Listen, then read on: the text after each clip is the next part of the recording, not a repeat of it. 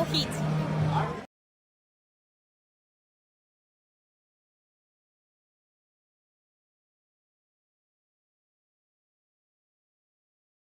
Hey everybody, it's Tony Schiavone of All Elite Wrestling, and this is True Hill Heat, and I said it right, you motherfuckers.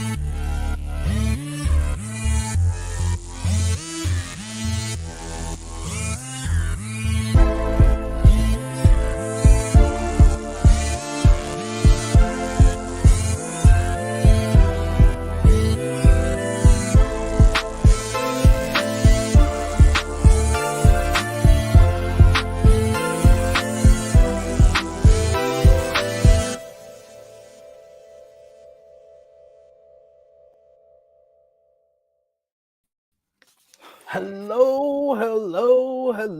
It is me, your True Hill Phenom, SP3. We are live on the True Hill Heat YouTube and Facebook for AEWramble episode 86, the Jimmy Macram edition of AEW Dynamite. We are here to review last night's AEW Dynamite for March 22nd, 2023. As per usual, here on a Thursday, we got the man of 48,000 subscribers. You go to him for your TV and movie reviews, as well as your honest criticisms of Tony Khan. He is Jimmy Macram.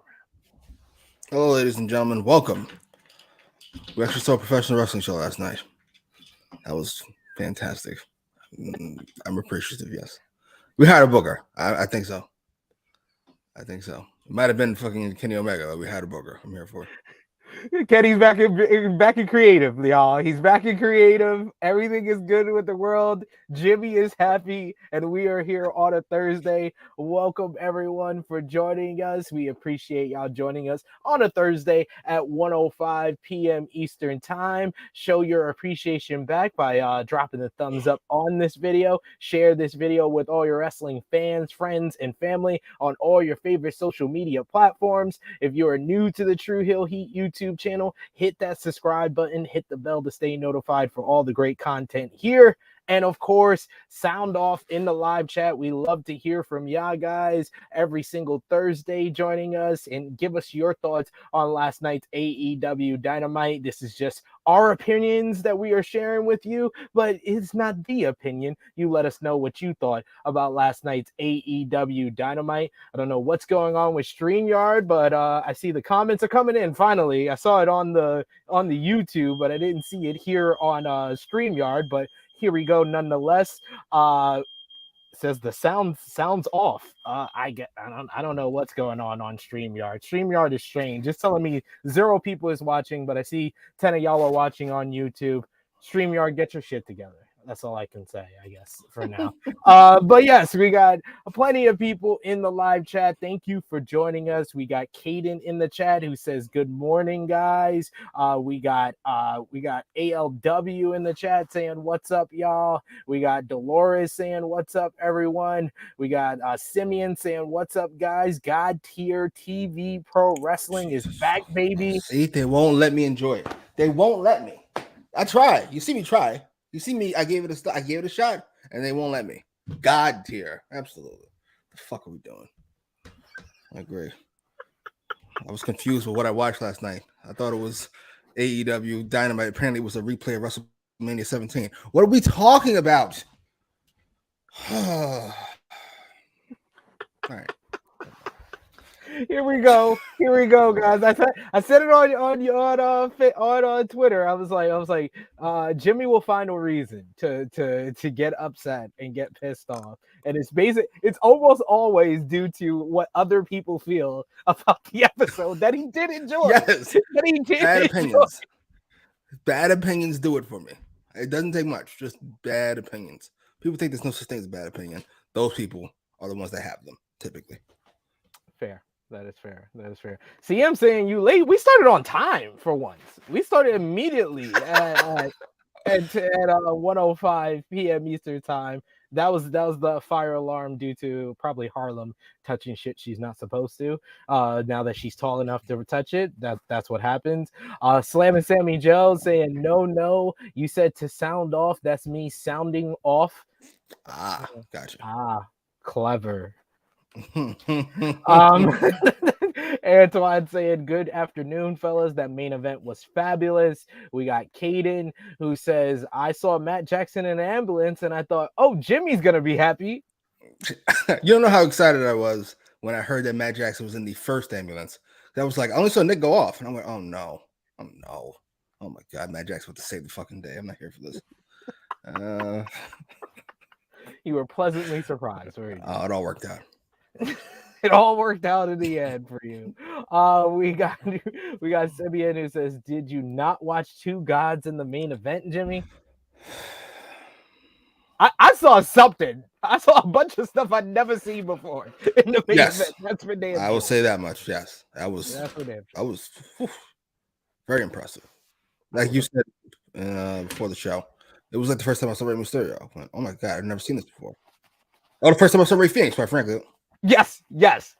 People tend to forget that Rey Fenix is great at the high flying thing as well, but Vikingo I think is like a level maybe slightly above because he's got younger legs. Maybe that's the reason. I'm sure you can go with that. I was going to say there's that 5-inch difference that helps. That too. He's a shorter man. Not knocking it. Helps you tuck your head when you're flipping around. Just a thought. I think Rey Fenix was amazing to us because he's tall. He's much taller than Rey Mysterio, yet he could do a lot of Rey Mysterio things. Yes, and he's got fucking trampolines in his shoes. That too. Kind of like Dante Martin as well. We got. Yes, I forgot he existed. He was on the show. What are we talking about? Yeah, when he showed up, I was like, huh? Who? Oh, right. That's not true. I saw the two of them on something, and I went. My first thought was, who's the darker one? Darius. He's put on some weight. That's my first thought. Am I wrong? Am I the only person that had that thought? We are not going to start off the episode. Not shaming. The words and opinions of Jimmy Macram do not necessarily reflect those of True Heel Heat, its viewers, or affiliates. I'm not shaming. I'm just saying. Just keeping it real. Keeping it real. He's used to being out by now. We got TM who says Kenny's theme does say he is a god. He is the god of pro wrestling, as Don Callis. The god of pro wrestling is back, baby. I love it. Annika says we'll get to it later, but if we don't get a Phoenix versus Vikingo, it's already happened. It's happened in Triple H, plenty of times. This is what you should do. When you see someone new that's from a different company, go out of your way to go see it. It's available for free on a bunch of different platforms. I saw on YouTube, Phoenix versus Vikingo. So it's available on YouTube. You can't just request it here. We should want some of us have instead of the ones that have already happened in Mexico. Some of us have fucking jobs and families. Not me, but some people do. We have things to do. I just don't want to. Romeo says, "Can I get Osprey versus Vikingo once?" Yes, that is one I have been saying that we need to see. We need to definitely see it. I didn't see it. That don't mean it didn't happen. Like this is the problem with wrestling fans. Y'all are too needy. Y'all are too needy. It needs to happen where I watch it. Yes, I love that. Yes. No. Yes. No, this is weird. That's like it's 2023. We have free stuff at the palm of our hands. Who's the hottest woman on the planet? Don't answer that. I don't want to get in trouble. Anyway, let's say I wasn't planning on answering, just to be clear. My missus. Hottest woman on the planet. It's like saying I want to fuck the hottest woman on the planet. Mrs. P3. No, don't use her for example because you're not like how I finish. But okay, the hottest woman on the planet. Whatever you say, yes, whatever. I said the hottest woman on the planet. I say I want to fuck the hottest woman on the planet, and then you go, well, the hottest woman on the planet is already fucking somebody else. That has nothing to do with me. I want it, and I want it here, and where it helps me. That's all. Oh, shut up, Slammer Sammy. Don't start with me. Don't start with me. I agree. That's what I'm saying. Yes, no shit. No fucking shit. Thank you for the dumbest, most useless comment in America. It's my least favorite thing. It's an opinion. It's an opinion. Who'd win between Superman and the Hulk? Well, it depends on who the writer wants to win. Thank you, stupid.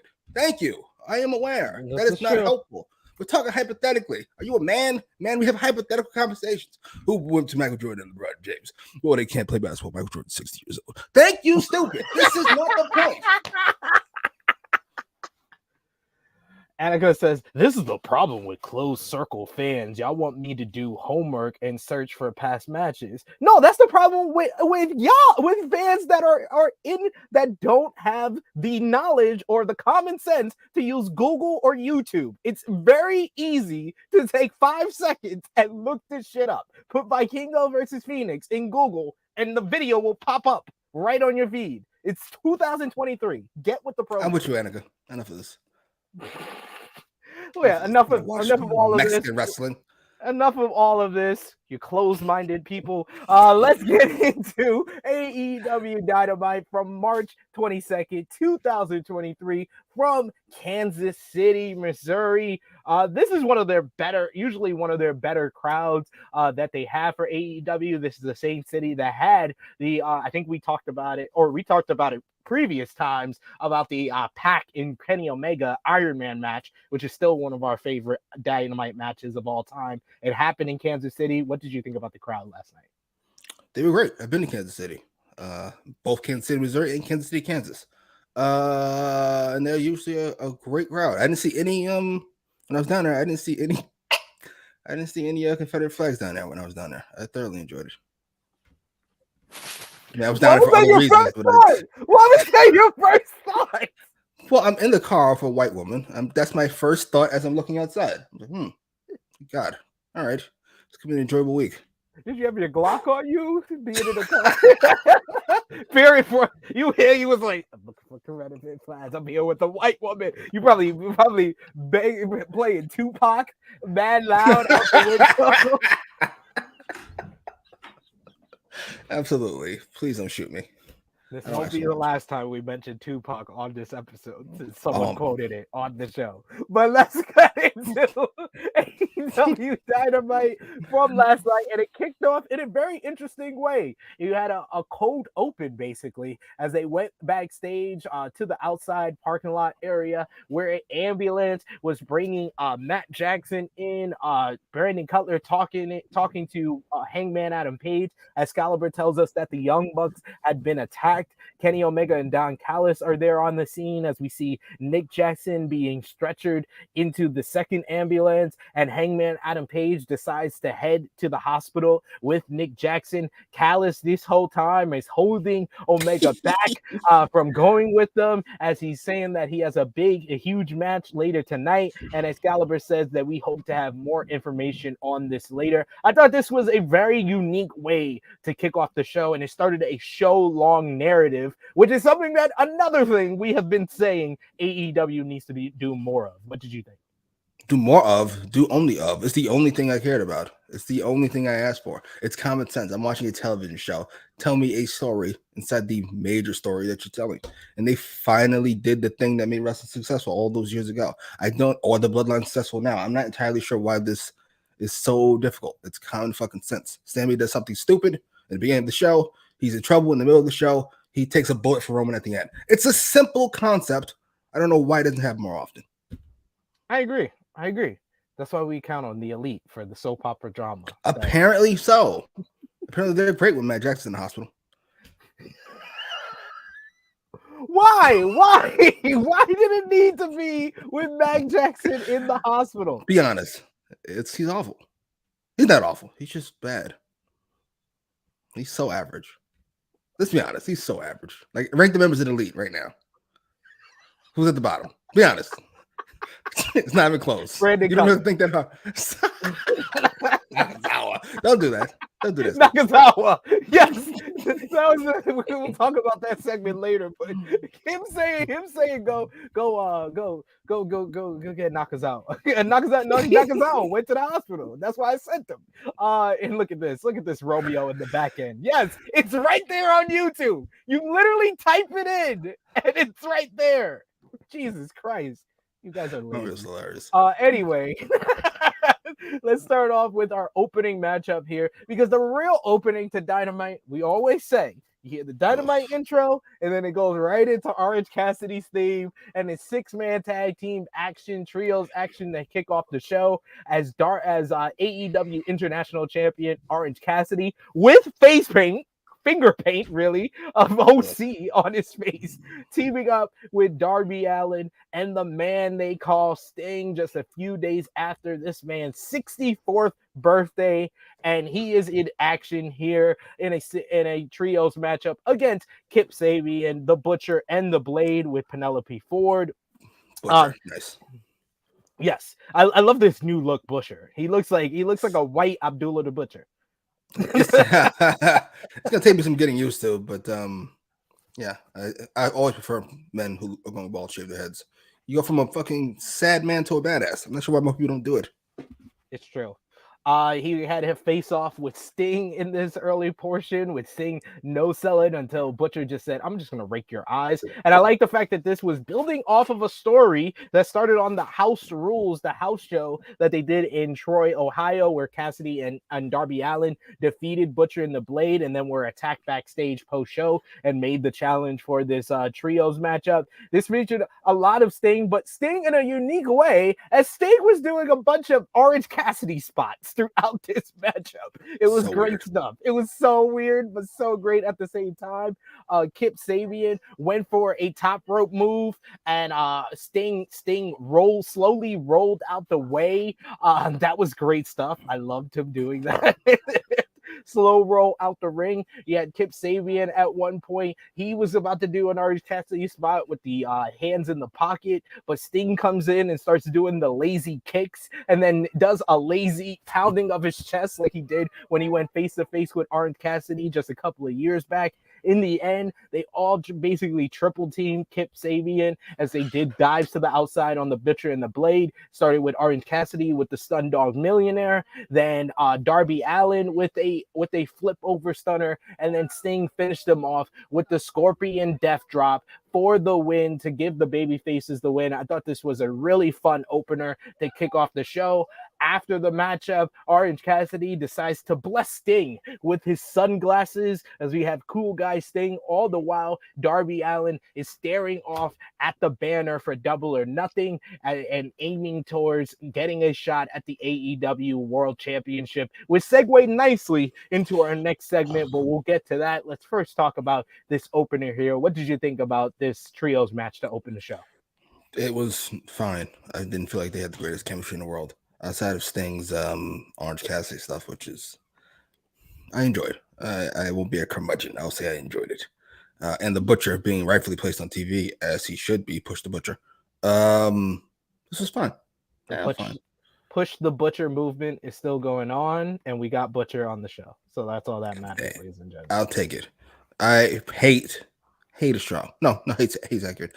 I hate people staring off into, I was going to say WrestleMania banner because that's where it started, but anybody staring off at anything as if they're now in a trance and they can't remove themselves from looking at a poster or a picture or a graphic is silly. That's a TV show about to do a fucking flashback. I don't need it. Boo. I want more flashbacks. We had a play this if I'm dead promo on this show. So we need a flash. We need a wrestler having a flashback. That's God. If it happens, it'll happen in fucking AEW. I'll tell you that much. Probably Matt Jackson. No, it probably happened on NXT, to be fair. Oh fucking yeah. Shawn Michaels lost his fucking mind. I'm here for it. We got a super chat donation from the good brother Kid Get Money, aka Kid Sends Money. He says the Young Bucks are in the hospital, just like Pat Mahomes will be after the Jags get done with him. Why, sir? Oh my God, Jesus fucking Christ! He Well, you never got fails it. us. He Keep never sending, fails us. sir. At He never all. fails us. He never fails us.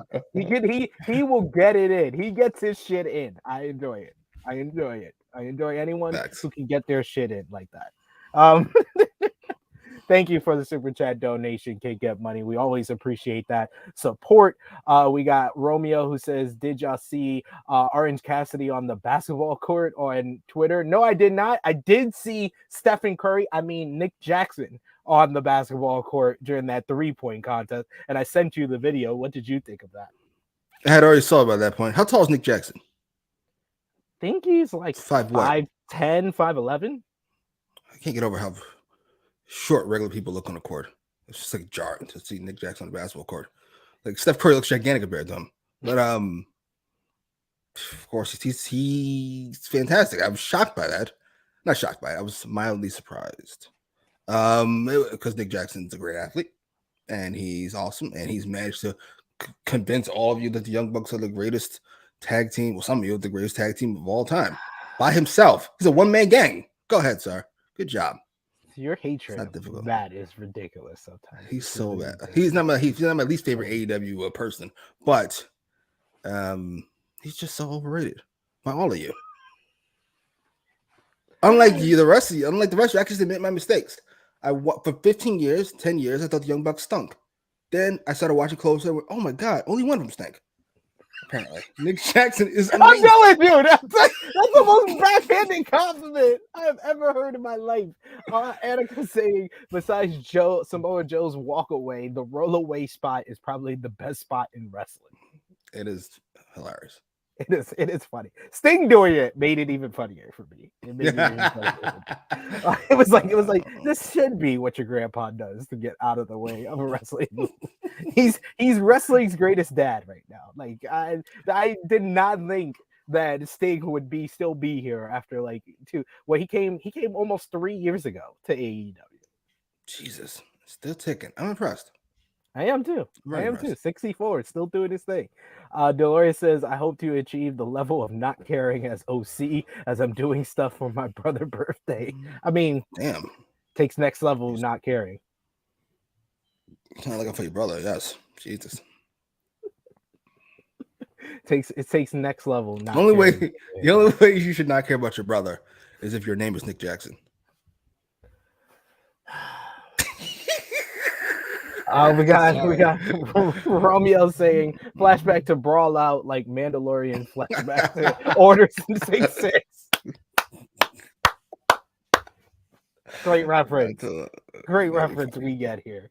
Randy the freaking Ram says, I'm just waiting to get to the homie Stokely Hathaway. Don't worry. We are going to emphasize that one. I know that was one of our favorite segments of the whole entire night. Santel's here with us. We got Simeon in the chat who says, Jimmy, Matt could save you from a burning building and you would still hate him. You would be like, thank you. And then I'd be like, thank you. I'm like, oh, and then he would do that stupid Northern Light spot as we exit the building. I'm like, sir, I'm trying to go out of here as fast as possible if you do not mind. Ugh, but no, he's gonna get his shit in.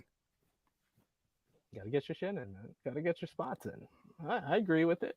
That's all fair. All fair to me.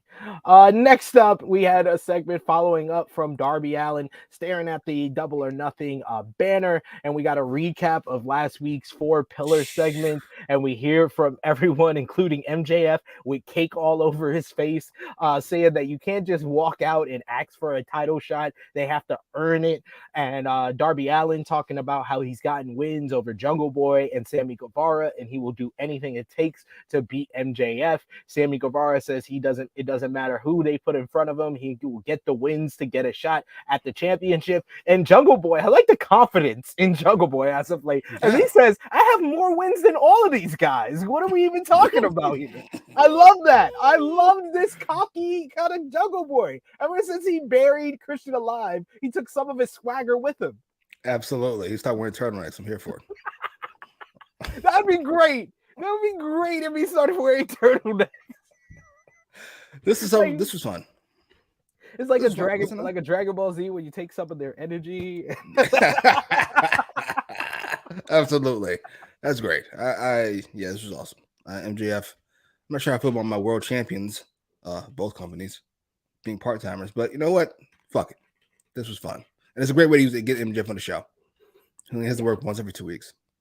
Exactly. And it's better for the people who get sick of MJF promos. So give a week off. Yeah, they are kind of weird. We got CM who says MJF looks like Goldust. What? I didn't see that. Okay. We got Annika who says, okay, did MJF get punched in the eyes during the Iron Man match? No, it's the cut that he had on his head. Basically, the blood went into his eyes, so he had a hematoma, and that's why he has the black eyes, basically. How much of that is makeup? None of it's makeup? I don't think none of it's makeup. I think that's kind of scary. Yeah, it is. We got Dolores says MJF looked like he hung out with TK too long. Getting those random nosebleeds. Poor bastard. Poor bastard. We got Oh man, that was great. Next, we had a quick highlight package, a video package. Once again, hyping the main event. We gotta give them credit. They keep doing it. To giving us some context for the main event, talking about Kenny Omega becoming the AAA Mega Champion and holding it for over 700 days, and then having to relinquish the title after his loss to Hangman Adam Page for the AEW World Championship at Full Gear 2021. He was scheduled to face El Hijo Del Vikingo on that event in December of 2021, and that is why we're having this dream match on this episode of Omega versus Vikingo. I can't ask for much more. That was for all the people who said, "Where's the story?" There is a story. It's not a story. That's not how stories work. That's a story. That's a story. That's not. You have the guy that was the AAA Mega Champion and the guy that's held the title since he lost the AAA Mega Championship. This is a great quote by Quentin Tarantino, where he talks about how he doesn't like Hollywood movies anymore because all they do is tell situations instead of a story, which unfolds naturally. They just tell us situations. A guy in a store. This is a situation. This guy was the champion. This guy's not now the champion. Like, that's not a story. That's a situation. That's a story. Enough. That's a story. It's not a dream, and it's not a dream. It's a dream match. It felt like a dream because I saw stuff I'd never seen in real life. Yes, it was amazing, but not a dream match. Before the next match, we get Excalibur, who tells us that he just received a text message from Brandon Cutler, who left in the ambulance with the Young Bucks, and he said that it was the Blackpool Combat Club who attacked Matt and Nick Jackson. The whodunit. Like, ooh, was it really the Blackpool Combat Club? Is there another suspect? We will get to that in a bit here, based on someone else's actions. I think they had something involved in this, and at the very least, we got next up. We had the AEW World Tag Team Championships up for grabs as the Guns, Austin and Colton, went up against Top Flight, Darius and Dante Martin. Had a fast start here with Top Flight getting some offense, using their speed to send the Guns to the floor. They had to regroup here. The Guns were able to make a comeback, but when we returned to commercial break, Darius was made the hot tag. We had basically a great action with the Top Flight getting their offense and their comeback in. Standing Spanish Fly on Colton gets a 2 count. He does a blind tag to Austin. I will say Austin impressed me here because he has found the ability to sell like his dad. He does the flopping sell that Billy used to always do very, very well. For all the things we say bad about Austin and Colton, I will say that about Austin. Top Flight came close to getting the victory after Dante hit the nosedive, but Colton was able to make the save from outside of the ring, kicking the cameraman at the same time. They basically, Dante was left on his own after Mike Bennett and Matt Taven, the Kingdom, attacked Darius on the floor. Dante was able to get back into the ring, but he walks into 310 to Yuma for the Guns to retain the AEW World Tag Team Championships. I thought this match would have been better if we would have seen more of it, because a lot of it was cut out by the commercial break. This is why I switched over to the Fight TV feed at this point, so I could stop with the commercials cutting off matches. But after the matchup, more important part was post-match, the FTR came out as Top Flight started to brawl with the Kingdom into the crowd. FTR's music hit. They come to the ring. Colton says no one wanted to hear that song or see FTR. The Guns don't respect FTR, who are losers, and they tell them that they will never get a title shot ever again. FTR offers, with Cash Wheeler saying that they will never get another shot at the AEW World Tag Team Championships if they give them one more match. And Austin repeats himself. So he's like, never, you will get another shot. And then Cash Wheeler offers that they'll never team again in AEW. Austin didn't bite to that, saying that that's not enough. The breakup of FTR isn't good enough. And then Dax Harwood gets on the mic and says that if they can't beat the Guns, they'd quit All Elite Wrestling. My prophecy has been fulfilled, Jimmy. I said this to you weeks ago. Austin and Colton finally accept very quickly, but they then spit in FTR's faces as they bail out of the ring. But it's all set up. Titles versus AEW careers. FTR versus the Guns 2. What did you think about the challenge? What did you think about the match with the Guns and Top Flight here?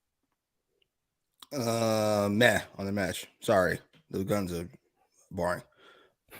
Sorry, they just are. Yes, you can sell and all that stuff. You see one Top Flight match, you've seen them all. Sorry, that's the problem with flips. Eventually, you've seen all the flips. Eventually, you've seen them. You've seen them do all of them. There are no new flips. Post match, except when you got to the main event. I'm about to say, outside of that, every fucking 25 years, somebody comes along, makes you rethink your whole theory.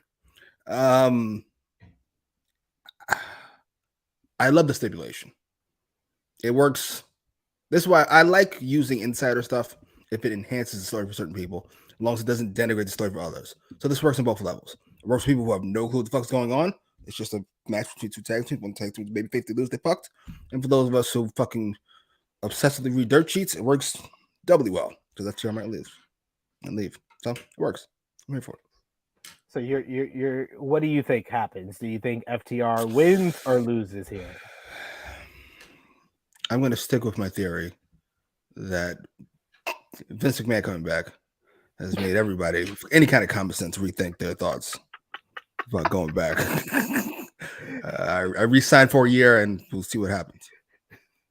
It's like I'm gonna give Triple H a year, figure the shit out. Let's see. I'll come over there. I'm like LeBron with the second run with the Cavs. I'm gonna keep signing these year contracts, keep you guys on your toes. I'm not signing anything major in case I sign a 1-1, one with the option year. That was LeBron's thing. He always signed the 1-1, the 1-1. We got Big Man Dogs, who says WWE will sign Vikingo as the Viking Raiders El Toronto. Sorry, I thought we talked about that Avatar. What are we doing? That's an Avatar from the bad times. And once again, Annika, stop trying to get your way. They faced more than once in AAA. Stop it. Oh my God, sir. Just use YouTube. Why is this so difficult? Why is it so difficult to use YouTube? Because I want to see it here. I want to see new matches. I want to see new, fresh matches in AEW. Is that too much time for? Yes, it's like telling me Austin and fucking Undertaker fought in WCW. What the fuck does that have to do with me? I want to see it now. We got Top Flight. Annika says Top Flight made them work hard in this matchup. We also got Frantic World, who says, I think FTR re-signs to AEW. I think they already have. And this was just Dax working everybody on his podcast to build up to this matchup. Dax definitely comes from the old school. Fucking you're always working. Him, MJF, Cornette, Punk, they're from that old school. Yeah. They definitely are. What do you think about Dax talking to Fightful and reportedly talking about how CM Punk says that he's missing professional wrestling, and he read Steve Kern's book, where Steve Kern and Coco Beware had a backstage fight, and then Jerry Lawler basically sat them down in his office the next day and made them work it out, and he posted that on his social media and said, "Oh, how fascinating! This is a fascinating story." Oh, CM Punk's always working. He's awesome. I'm so excited. I just don't want to get my hopes up too much. Fortunately, without Dragon there, I don't know who that guy would be to fucking sit them down, because Chris Jericho is not a CM Punk fan. Doesn't really work Moxley. if you're maybe Moxley. Oh, that could work. He used the three. That's the part of the three-headed that fixed this whole thing backstage was Jericho, Moxley, and Bryan. Of course, then Dummy goes off and takes sides. Jericho, that is. Idiot. Sure. Dummy 2. Dummy 2. Dummy 2. Dummy 2J. Dummy 2J. Listen, AEW, I'm not gonna say they need CM Punk, but he's clearly ratings say he was a bigger deal than you all thought he was. Which you all were flexing after fucking all out. Look, see, ratings going up. In fact, they're holding steady. Oh wait. It's like when you see like a rocket coming towards you. Like, wait, it's a meteor. We got Will Chisholm says, watch FTR lose the match and end up in Ring of Honor. Oh my god, that was scary. Jesus, don't do that. Don't do that to me. Oh man, we got one Mike Nation says, I get taking a slap or taking a slam, but I'm not letting a grown man spit in my face. That's a fair point. That's fair. You know what? It's wrestling. Those guys are built different. Yeah. And they're old school. They're like, this is going to add some heat. It's going to add some heat to the matchup. that heat, baby. C. Simeon, thank you for suggesting a new, fresh matchup. Need Pac versus Vikingo. I'm here for that. I love that match. That would be great. It would be. I would like to see Vikingo versus Phoenix in AEW, please. Why not just watch YouTube? That's free. You don't have to take any time. So watch Stunny Steve Austin versus fucking Mark Callis. They never faced each other in WCW. Smart ass.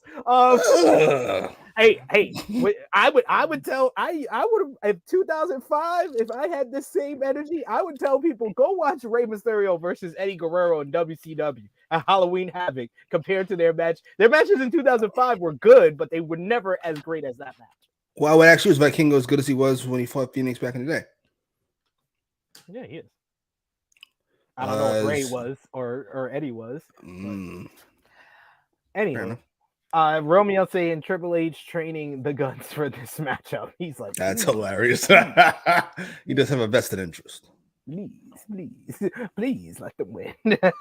Renee Paquette is backstage with the TBS champion Jade Cargill and Mark Sterling and Layla Gray, asking for her comment about the debut of Taya Valkyrie last week. Sterling interrupts and says that he's issued a cease and desist letter saying that Taya is not allowed to use Cargill's finisher, as Cargill says that she gives the contract over to Layla Gray and says she will give it to Taya herself personally this Saturday on Rampage. Rampage will be on Saturday instead of Friday this week due to the NCAA tournament. And Paquette talked about how Stokely Hathaway is wrestling next, and Cargill, her former publicist of wrestling, just made her crack up. I don't know if that was a shoot or not. It felt like she was really laughing. Fuck yeah! Did you see how they advertised the match for Rampage? Taya Valkyrie versus Layla Gray of the Baddies. Yes, the Baddies have won. Baddie. It should just be the baddie, Layla Gray. Ooh, that's actually pretty cool. See, this is a guy who knows his shit. One Mike Nation saying, stop with these whack suggestions. I want Vikingo versus Stokely. Book it. Yes. I love that. What about fucking AEW over there? Who's fucking the only man with the right opinion I've seen so far? I agree with AEW. AEW. I don't I know even that. see his comment. You know. Anyway, next was Hook. Next was the match that we've all been waiting for. It was Hook going one-on-one with Stokely Hathaway in a no disqualification match. Stokely comes out. The best tweet I saw of Stokely's costume was he looks like he got his costume made by an African mother who got told to make her son a Power Rangers outfit. That's pretty good. I love the intro by Justin Roberts saying that he is a man of great intelligence and he manages men bigger than him, but he has the heart of a lion. Heart of a lion. What the fuck was it? Heart of a lion and the wisdom of an owl. Yes, the wisdom of an owl. Heart of a lion, wisdom of an owl. Great stuff. Great stuff. He is going one-on-one with Hook. There was just so many hilarious things about this matchup, I will say. Stokely hugging Bryce Rensburg before the match even started. Then Stokely gets on the mic after Hook's in the ring. He says that he talked to Doc Simpson. Excalibur quickly corrects him, says Doc Simpson, and he says that he's not cleared to compete and he's actually retiring today. He then hands Justin Roberts his doctor's note. Yes. And the doctor's note says he is sick. And Justin Roberts remarks that it's actually a receipt for Wingstop. Oh my god, this is also perfect. This is and great. Don't forget, Stokely thanked his 12 fans. Yes. He was like, I want to thank my fans, all 12 of them. All 12 of y'all. Stokely tries to escape through the crowd, but the chase is on, and Hook catches him, chucks him back to ringside as Hathaway is trying to beat up on Hook. Beats up on Hook, but Hook no-sells him. He eventually suplexes Hathaway on the outside. Hook brings him back into the ring. Stokely crawls out the other side. He grabs a fire extinguisher and blows it in Hook's eye, so he finally has some type of advantage. This dude gets a steel chair and says, I ain't a killer. I ain't a killer, but don't test me. He was like, that's a Tupac. Oh my fucking god. He gets back into the ring. You see Hook has already set up a guardrail into the corner, and he delivers a head and arm suplex, a T-bone suplex overhead into the guardrail. He covers Stokely, but then lifts him up, and then he locks on the red rum for the victory here. This was one of the best squashes I have seen in AEW history. This was perfect in every way possible. After the match out, we see the Firm is watching, who came out with Stokely on the ramp and were laughing behind his back, but then looked all scared after seeing what happened to Stokely. And Matt Hardy is trying to convince Ethan Page that he's the guy that needs to get revenge and beat Hook for the FTW championship. What did you think about this match, Hook and Stokely Hathaway? I can't get over how well done this was. I am mostly because Stokely Hathaway's hilarious, but they didn't miss a chance here. Every single thing they could have done to make this work, they did. From the entrance, first of all, the Firm's music, fire. Yes. I was shocked. I was like, oh my god, that's great entrance music. I love the video package. What do you call that? Video wall, yeah. We'll go with that. I love Stokely coming out. They're all telling him he's got this. Then he turns around, they're like, oof. That was great. Stokely is obviously great. He is sick. I can't stop laughing at. Could you imagine giving your mom that note? Yeah. He got an A. My poor girl. He is sick. All of that. That was perfectly done. That is the comedy matches I need in my life. You can't do them all the time. You can't do them every week, but it worked so well for this week. Stokely Hathaway. Wish I get MVP this episode. We'll see. We'll see what happens. Annika says, love Stokely's training video where he said, that's a good ass cookie. Yeah, that was great. That was great. We got Frantic World who says, the new nation CM saying, I was thinking Farouk with his costume, I guess. Yes. Yeah. Dolores saying Stokely is a ghetto superstar. He tried to quit before he got in trouble with the Wingstop receipt, and quoting Tupac, all while wearing as ghetto Black Panther. Yes. Where's he from? Like, what company was with before this? But before WWE, he was with Ring of Honor, and He was in WWE? Yeah, he was in WWE. He was Malcolm Bivens. He named himself after Belvin DeVoe. Yes, that's hilarious. What the fuck happened? What was he doing over there? Was he the same thing he's doing now? No, he was still funny, but he was with Diamond Mine with Roderick Strong and the Creeds and Ivy Now, and he was really the personality of the group. He didn't have as many people to play off of like he does here. Fair enough. Yeah. Fantastic signing. It is. It's probably the best signing of 2022 for me. Relative easy, feels like.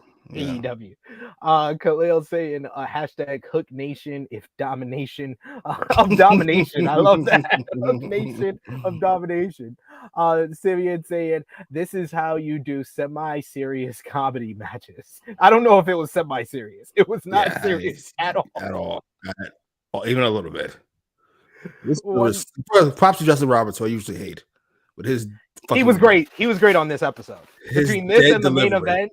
And the main event as well. He was great. This is a receipt from Wingstop.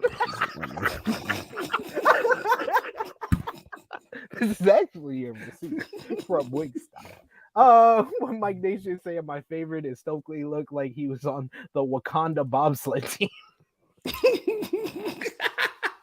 Oh, cool running ass motherfucker. Fair enough. Khalil says that firm music was hard though. Yes, it was. We got Khalil says, I'm surprised they didn't say the wisdom of Solomon for that Shazam nonsense. Yeah, the check cleared, so Tony comes over it. He's like, nah, we took care of that last week. We got one Mike Nation says, I'm one of the 12. Me and Jimmy are two of the 12 for sure. We are 2 of the 12 Stokely Hathaway fans. Frantic World says he got sick from eating that nasty chicken from Wingstop. I can't remember the last time I had Wingstop. It's been a while since I had Wingstop. ALW saying Stokely is a fucking superstar. Yes. His whole shtick of being this chicken shit heel manager that always tries to come up with schemes, but is always kind of rebunked by these baby faces. It's just great. It just works. It It does. And it works for the group that he's in. He works for the group that he's with as well. Single-handedly keeping the firm afloat. You're welcome. You're welcome. You're welcome. We appreciate you, Stokely. You gotta bring CM Punk back just for fucking just for Stokely. Oh yeah. You want to work with Stokely? Yeah. Gotcha. I would love that. Khalil saying the Contron. Yes, that was the affectionate title that Marcus Cash gave it. And yes, I saw this. Romeo saying, did you guys see the video of Stokely walking backstage after the match and everyone pointing and laughing? And Orange Cassidy says, did you win? That sounds hilarious. I want to see that. I think I sent you that video after I sent you the link for the show. So it has a bunch of highlights of Stokely since coming to AEW, and then it ends with that one. We also got Big Man Dogs who says Stokely definitely had the Nation of Islam drip.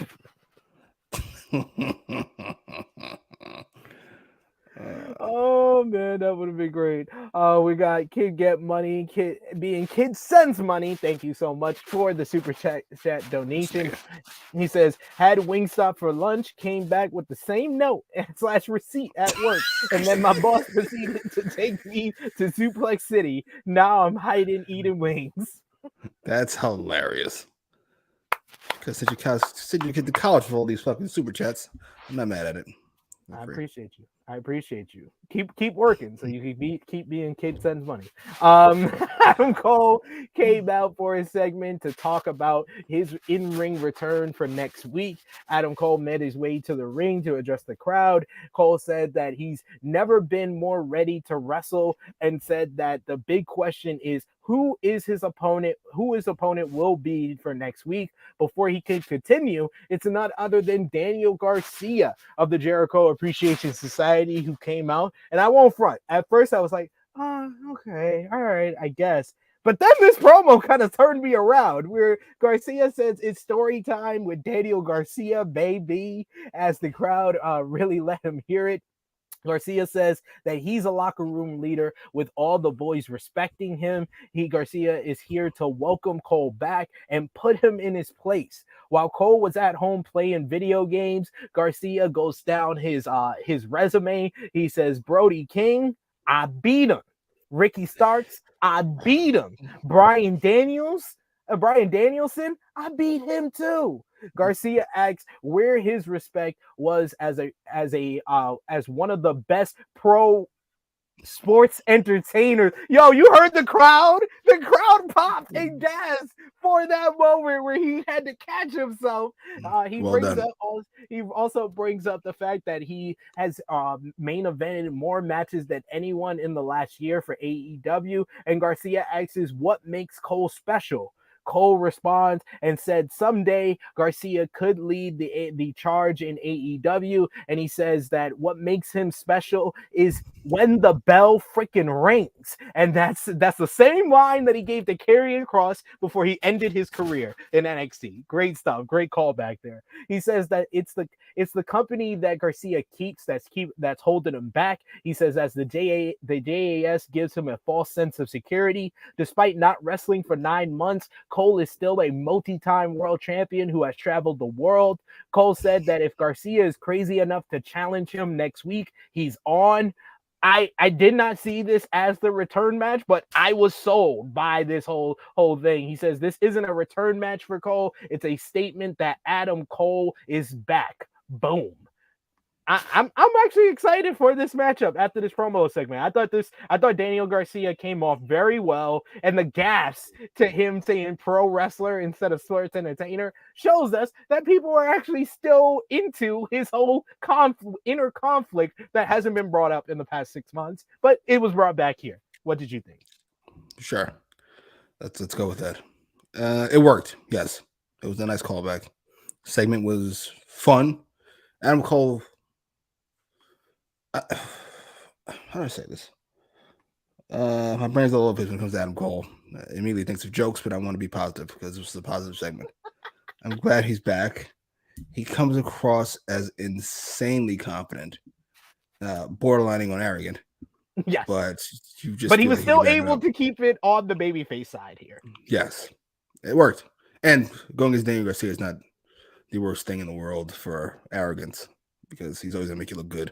Because he is, I'm not gonna body shame. I'm keeping it together. He had a shirt on. He looks like a star. Even when he's telling people who are significantly taller than he is, Adam Cole still feels like a badass, and it works. I'm here for it. As far as this being his return match, I know you guys love Daniel Garcia. I mean, I'll watch. It'll be on Dynamite, so I'll be there. But yeah. It works. He's a big enough deal for fucking Cole to say I'm back once he beats him. Without him beating fucking Sammy or Darby or fucking somebody like that. Yeah, I'm interested about the line about JAS if this is gonna lead to maybe Cole versus Jericho in some way. Maybe that's his first like real feud coming back, which would work for me, but they kind of are already still kind of spinning the plate of JAS versus House of Black. So I don't know which one would be if they're going in the direction of building it out, and which one is going to be the double or nothing match. Oh, that's a good question. What else would be there for House of Black to do? I mean, I'm sure there's lots of trios teams, but whatever. There's lots of trios teams they could put together, but none of them is going to really put them in a prominent spot like they were at Revolution, like JAS. Because when's pay-per-view? In May, so they got time. May what? May 28th. Ooh. Yeah, you can do both. I just don't know when. All right, well, fair enough. Yeah, you could do the trios matchup maybe on an episode in April, and then build out to Cole and Jericho if they want to do both. So Yeah, I'm not mad at it. I do want them to stop being so like their roster is very good. It's not great like it was how many months ago when you had Punk and Danielson still there. But why are we holding back so much stuff? I don't understand. I'm a little concerned. I agree. No. We got Annika in the chat who says, I mean, I don't think Daniel beating Brody is worth this though. I agree. I was so baffled by that decision. I was like, it should have definitely been Buddy Matthews. If there's anyone in House of Black that can afford taking a singles loss, it's Buddy Matthews, who has not won a singles match in AEW, I'm pretty sure. I haven't even considered that. Malachi Black is the leader and the badass that should be the champion at some point. And Brody King is the star of every match he's in. Why are we having him lose? I don't understand. Even I do understand. That three-way trios match, he was the star. Still, when Omega and Jericho were supposed to be the stars, it was still Brody King. Goddamn right it was. We got Dolores who says Daniel Garcia is okay, but with Daniel comes the trip down the Jericho hole. Nobody needs to fall in it, especially Cole. That is true. Adam Cole's kind of. But I mean, we're on a good streak with the Jericho hole. Ricky got out of it. Ricky's out of it. It's not a streak, sir. It's one. One is a streak. One win is a streak. Absolutely. If you're playing in the NBA, it would say W1. The winning streak is out there. It would. And Adam Cole has shown that he can be in feuds that go on entirely too long and be fine afterwards. Orange Cassidy, Jurassic Express, Hangman. All the feuds have gone on too long, quite frankly. And he's been fine because he's fucking talented. Adam Cole, baby.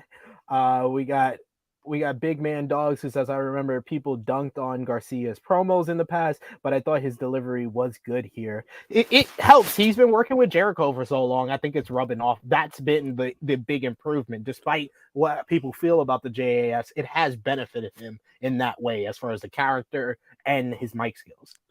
I would say that this could also apply to somebody else, like the man of your avatar, which you should fucking change, sir. I don't ask for much. Please. Please.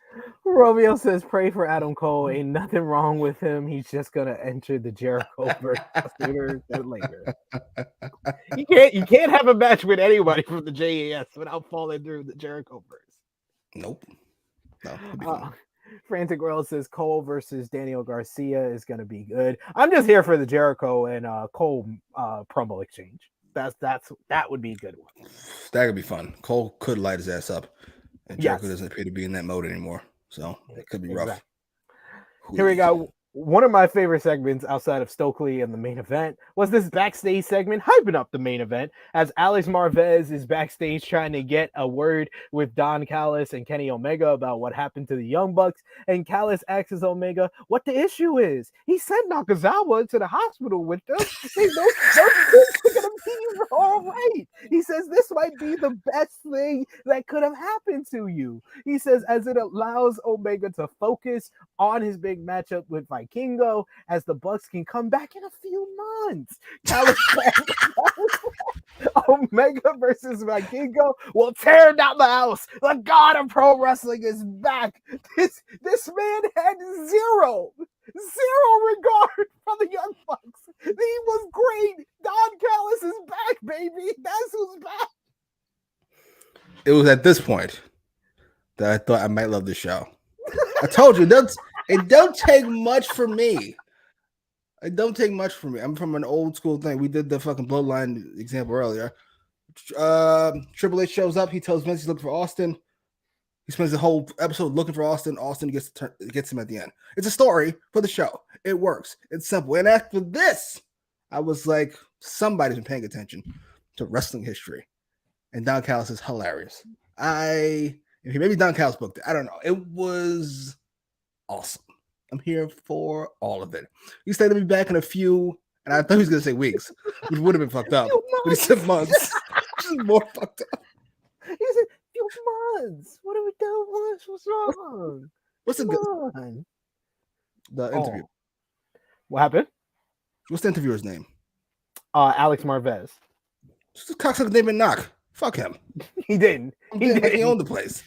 Fuck this guy. Like, why you coming here? You barging in. You don't know what you would have I'm seen. about to say, yeah, and you barge again when we've already been attacked earlier tonight. I don't know who the fuck you are. You might get fucked up.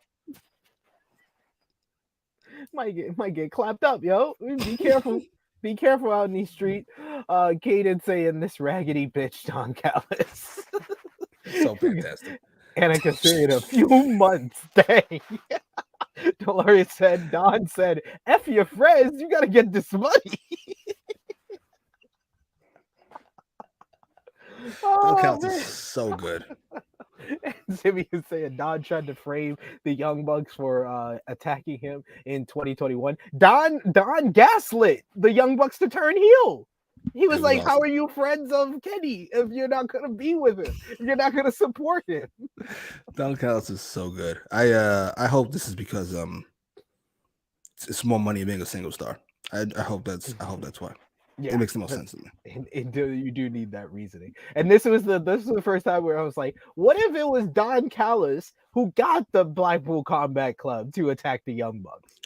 That's what I was thinking, because it's so dumb to not show the BCC attacking them. Like, it's a cool visual. It'd been exciting. I've been here for it. Only reason you wouldn't do it if you're a good booker is because there is another piece that's missing that we don't want to spoil for you yet. Are you trying to say this man isn't a good booker? Look at him. That's how he books the shows. He's there scribbling with his fucking juice box and his crayons, just fucking writing any nonsense he can. Whatever. I'm sorry. This show was good. Why are you so mean to him? Because he's terrible. And we all know who made Stokely's outfit.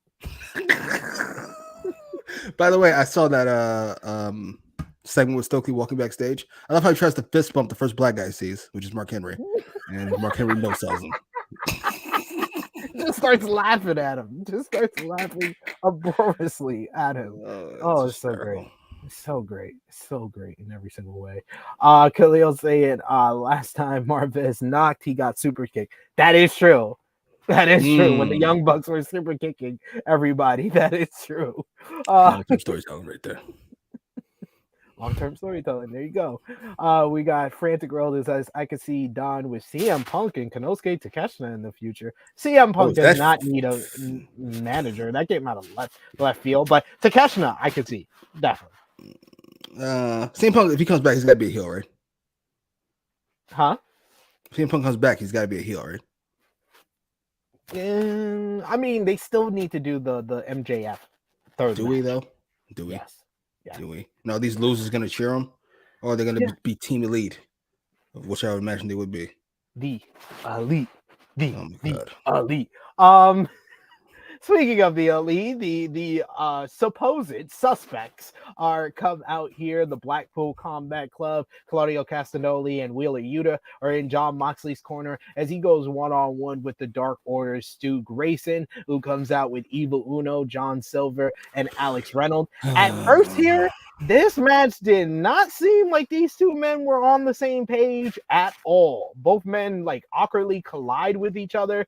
Then a visibly frustrated Moxley goes outside and chucks a chair ringside. They head into the ring and then they finally get on the same page and they have a really good matchup here. Stu Grayson getting a near fall with a 450 splash. Eventually, Moxley is able to ground Stu Grayson. He puts him in the Bulldog choke, but Stu Grayson actually fights out of it. He still makes his comeback. It's a backflip kick, but he goes to the top rope. Moxley cuts him off on the top rope and eventually hits an avalanche Death Rider for the win here. And like I said, I thought it was a really good match, but it was kind of weird at the beginning here. It just seemed like they missed the spot and Moxley got pissed off and then finally was like, oh, let me just get back into the goddamn match. So what did you think about this match overall, though? I think I have become very comfortable with the fact that Jon Moxley isn't very good in the ring. I've come to this conclusion a few weeks ago. I still love him. He's a fantastic promo, the best 1 minute, 2 minute promo in the business, and he's decent enough in the ring. But good wouldn't be the word. I'm sorry. Everything he does is terrible. Matter of fact, if you go do yourself a favor, we'll talk about the main event when we get there. But watch Jon Moxley stomp somebody. It is the most horrific sight in wrestling. It's so forceful coming up, and then just extreme deceleration down. It is horrendous. Love him. Wish him the best. But hoy.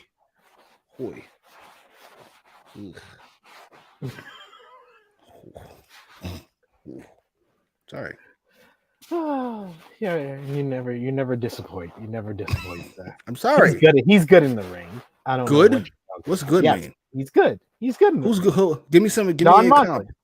Give me a comp. Like, give me somebody who else is good in the ring. Who's a good brawler? No, he's a good brawler. That's his style. You said he's good in. You said he's good in the ring. Give me somebody else who's also that level in the ring. Who's that level in the ring? Yeah, I just want to know so I can say who you think is good and who you don't think is good. I'm legitimately asking. You're not. No, we frequently. No. Listen. No, it's not true. I swear to you, it's not true. In your view of him not being good, who is he on the level of then?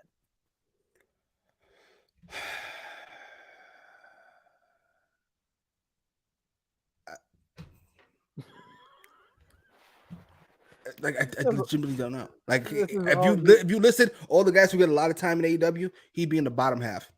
Oh my God, you're ridiculous. That is. I'm asking for somebody. Give me any name. CM, anybody in the chat. CM says Jimmy needs to do a review of Cutler's Elite Anthem video. I don't know. He's not as good as Brody King. He's not as good as Malachi Black. He's not as good as Kenny Omega or Pac or Phoenix or fucking Omega or Hangman or Cole or Garcia. Like all these people, he's not as good as. I think he's on the same level as Garcia. He's not technical Garcia, but he's as good at the brawling style. He's a brawler. His strikes look horrendous. That's the whole point of brawling, ain't it? I don't think his strike looks horrendous. Whoa! Oh no! Whoa! Wait a minute now. You read a comment. Let me get to the comment. Let me get to the comment first. Jeez. One Bike Nation saying BCC coming out with black hoodies with the hoods up was a nice touch. Yeah, they look like a real gang now. I did like that. Romeo said, I would feel a way if I had a match with Mox and he didn't bleed for me. Dolores says, man, if I can't bleed, I'm gonna kill someone. We got Khalil says, cut Stu some slack. He's been off for a while, and Mox was still pissed. He had to work that house show. I don't know if he was pissed. Yeah, he probably was. But Joseph with it saying, Jimmy speaking the truth about Moxley. So you got someone who agrees with you. Annika says, stop it, Jimmy. Other end of the spectrum. We got Caden who says, I heavily disagree. I think he's a fantastic Swiss Army knife who can change styles to work with anyone. And then he said, I think he's been pulling back as of late. Like, the fuck are we... Sir, this is what I'm saying. Why do you have to give a blowjob before you say the truth? I don't understand why. And this is not okay. Let me be nice. I feel like Tony was. Oh my God! All right, Tony's comments off, Jimmy. You skipped Annika's comment. Annika says, I honestly put him and Stone Cold in the same category. Stone Cold after the tombstone from Owen. Yes. No. Yeah. Stone Cold 2001 is better than anything Mox has ever done in his life. Sorry, sir. So I love Jon Moxley. He's great in the ring. They're not comparable. For post neck. But pre-neck, it's not close. Simeon says Jon Moxley can consistently give a 3.5 to 4 3/4 star performance match. Outside the fucking match he had last night, huh? Thank you. Hey, that was 3.5, 3 3/4. Oh my fucking God. I can't do this. Because then I turn to the bag of trashing Jon Moxley, and I don't want to do that. Yes, you are. I like Jon Moxley. He's a fantastic promo. He's decent enough in the ring. Consistently give a 3.5. What the fuck are we talking about? What are we doing? He does. Because what the fuck are these people? The fuck are we even talking about? Anybody even watching? Did you watch him and Hangman exchange fucking forearms last week? It's not even close. Hangman's throwing it for real, and fucking Moxley's tapping him. Then he stomps Omega out in the main event. It looks horrendous. It's horrendous. Oh, whatever. I can trash Jon Moxley. I love Jon Moxley. I'm not doing this.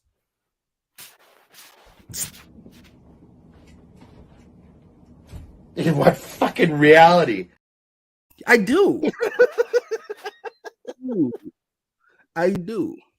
Steve Austin? Like, we think we're the same guy? Is it different Stone Cold? I know that fucking people use wrestling moves and names from back in the day. Is it different Stone Cold they're thinking about? Stone Cold John Silver? We got Romeo who says, whose stomp is better, Mox's or the guy who stomped 6'9" at Planet Fitness? Those are some weird stomps too, but it was kind of awesome. I ain't gonna lie to you. I do love some good violence, and 6'9" deserves it. Sorry, sir. Well, sir, young man. But I'm not telling you. Again. I gotta turn this off. I like stomp people out, but he can't do it properly. Oh my god! Can we, Romeo? I'll pay you. Find the video of Moxley stomping what you called last night. Find the video. Find that fucking video. Mox has had some crazy matches in AEW and GCW. You've called some of his matches in AEW great. They have. I have. Again, what are we even talking about? What is I don't understand this. I don't understand this argument. Dolores says Mox is really good at hardcore matches and promos.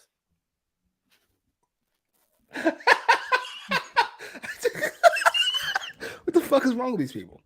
What is wrong with these people? Listen, they love Jon Moxley. I too love Jon Moxley. Again, so now dummy. I'm gonna turn this off before I lose my fucking mind. It's now like, what about his G1 run? His Kenny matches, his Bryan matches. First of all, how are you gonna say his Kenny? How you say his Kenny, Bryan, and Hangman matches?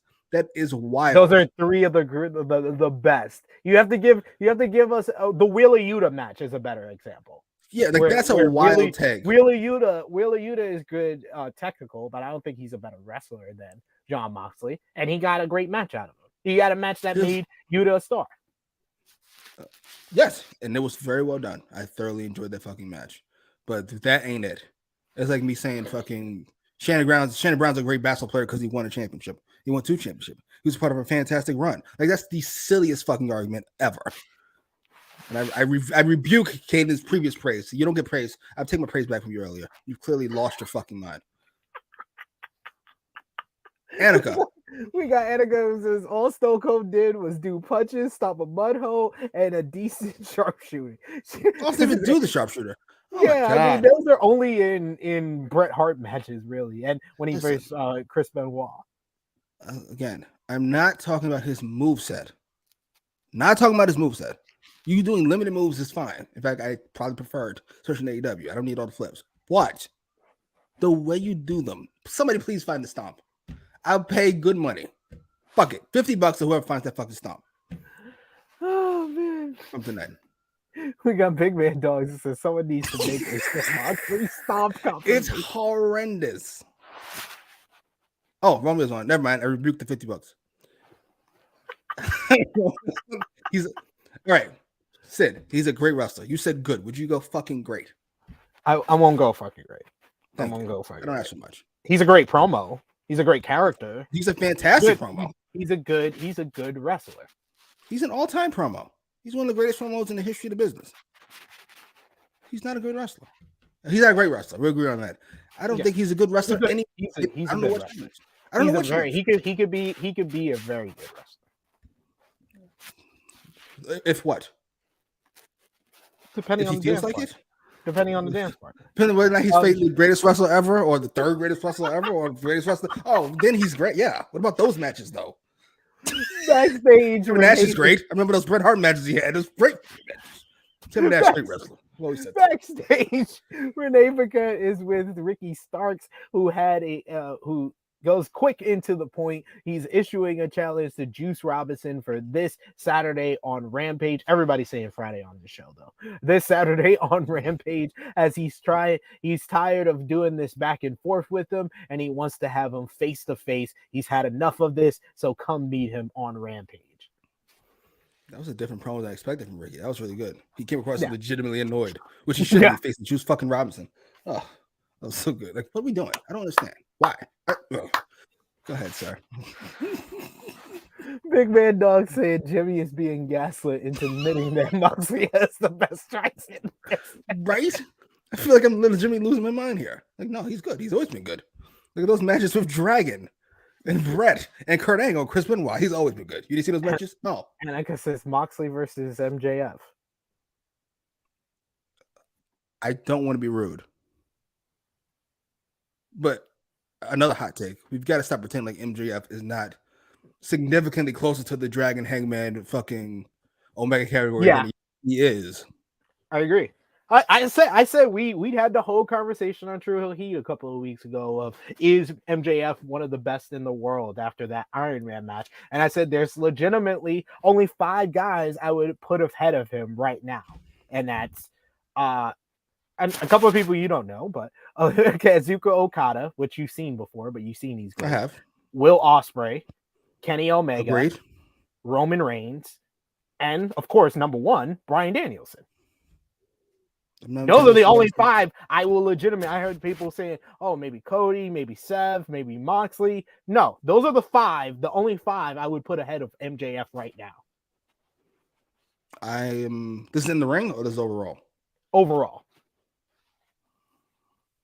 Yeah, I would agree. I agree with that take. Yeah, good take. Not bad at it.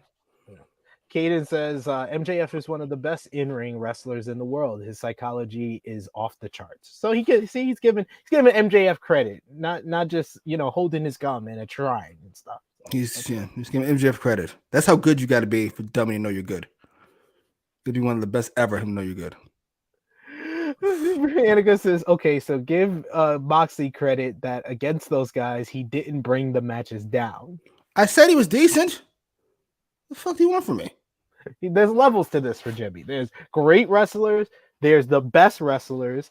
Below those are good wrestlers, decent wrestlers. And he's just a level below good. He's not horrendous.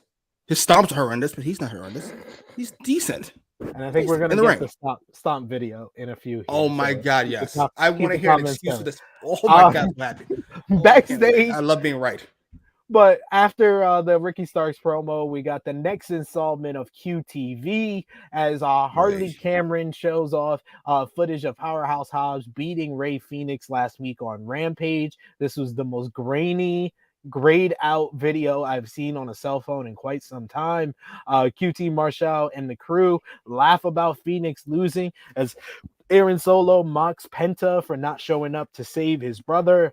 Solo said that he hacked into an Observer Twitter account and tweeted about hotels because Dave Meltzer had his Twitter account hacked last week. So Aaron Solo basically took credit for hacking into Dave Meltzer's Twitter. And we learned that Powerhouse Hobbs will defend the TNT Championship once again this Saturday on the special Rampage, and he will defend it against the other half of the Lucha Bros, Penta El Zero Mero. What did you think about QTV this week? Just a fucking circle jerk, and I don't understand why it's here. I don't understand. I do understand. Fucking dummy loves QT Marsh for some reason. He really does. I don't know why. Yeah, this is shocking. I mean, they smartly removed Powerhouse Hobbs from this. That was the one. Thank God. About this. Yes. He's Triple H's road dog. I don't get why he keeps this guy around. Did he owe him a favor? I don't know. This was awful. Talking about nonsense nobody cares about. Boo. How many people got that shitty reference to fucking Dave Meltzer? Who cares? Who gives a fuck? I don't understand. Poor Hobbs. Romeo sent you his Cash App in the private chat, by the way. Frantic World says QTV is funny.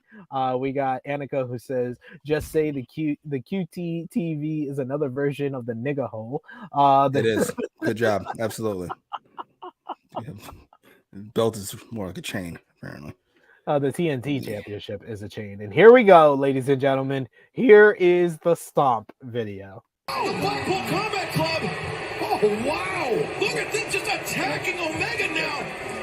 I mean, we have to believe that they took out the Young Bucks. They're the ones responsible for hospitalizing Matt and Nick Jackson, and now looking to do the same to Kenny Omega. Attacked on Grayson earlier after the match that Mox had him, and now if you...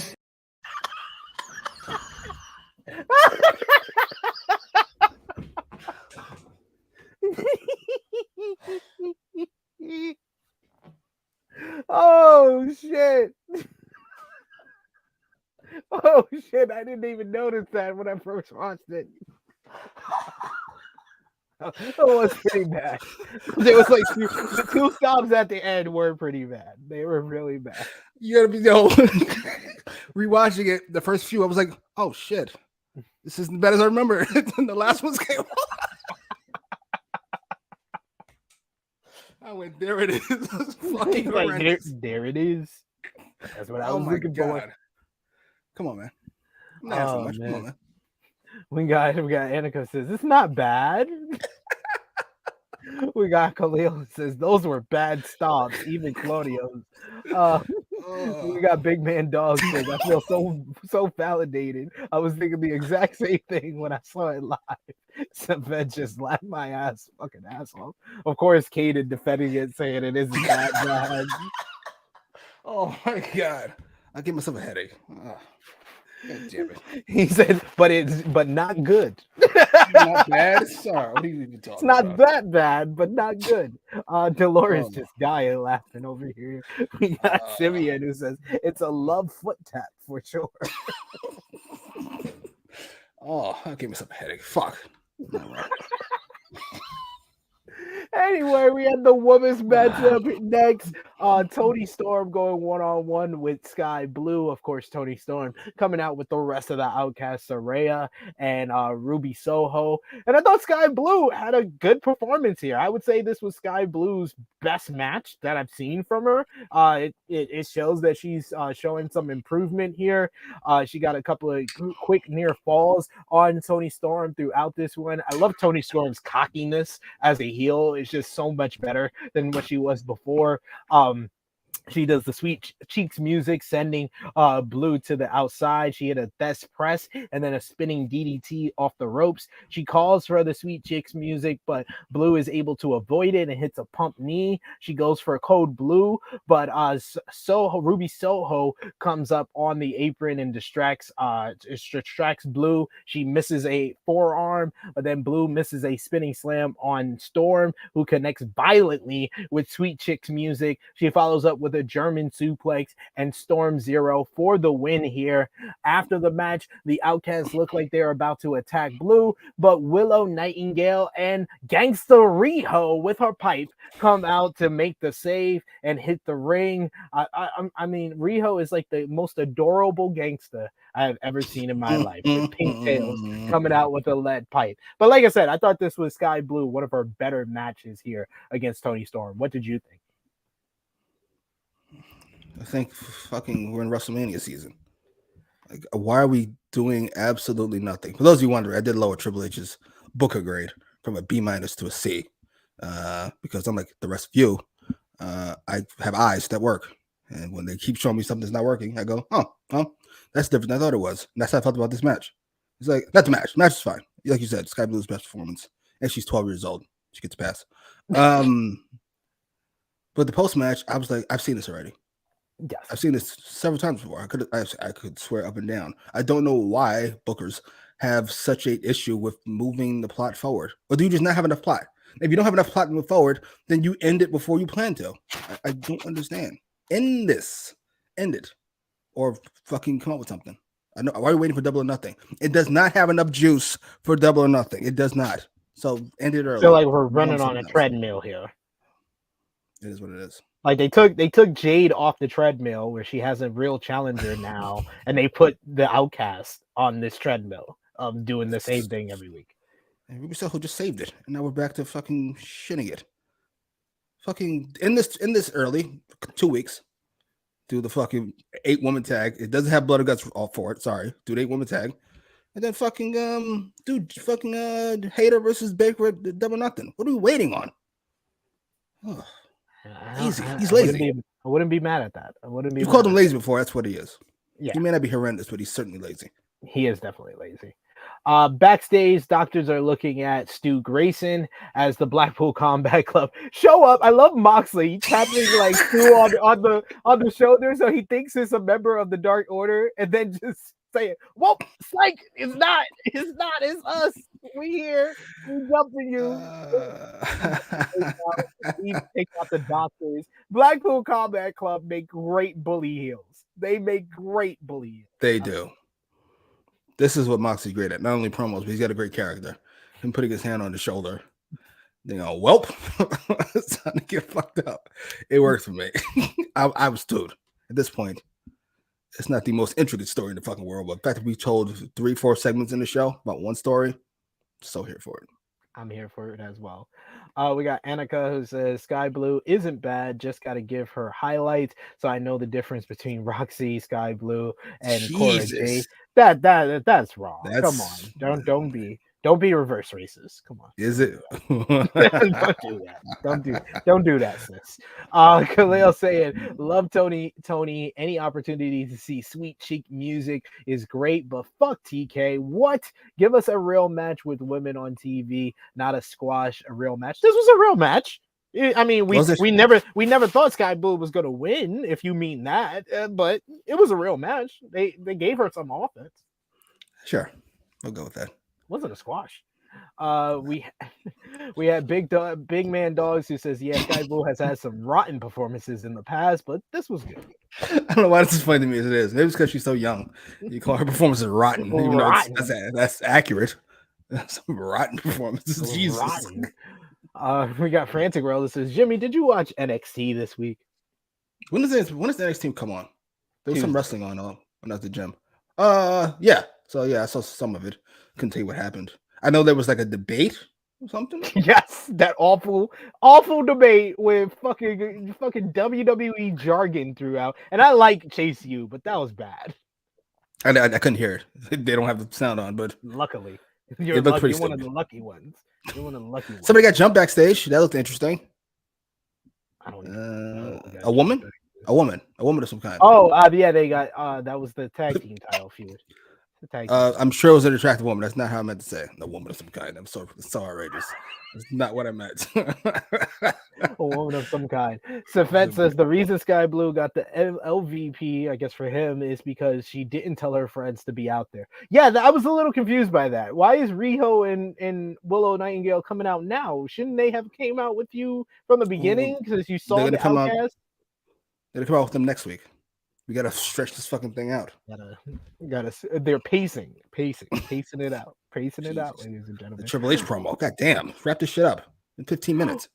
One Mike Nation says, I see the potential in Yuta becoming the perfect annoying heel. I love him just being the little brother. The little brother is just following his big brothers around and being a bully now. Can we add somebody to this group though? I like the group. I would like some more people. I need a gang. Yeah. We need someone that Danielson doesn't like. That Danielson doesn't like, so we have an instant conflict when he returns. Ooh, that could be fun. Yeah. I'm mad at it.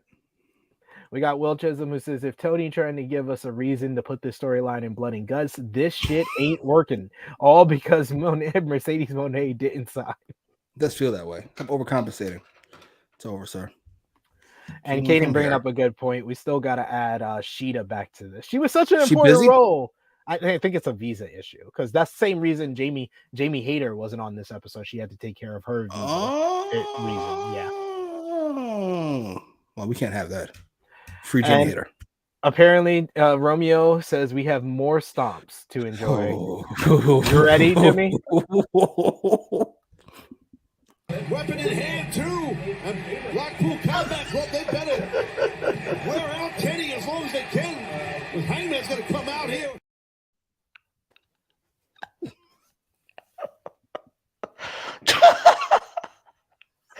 Oh my God, those stomps in the beginning are so bad.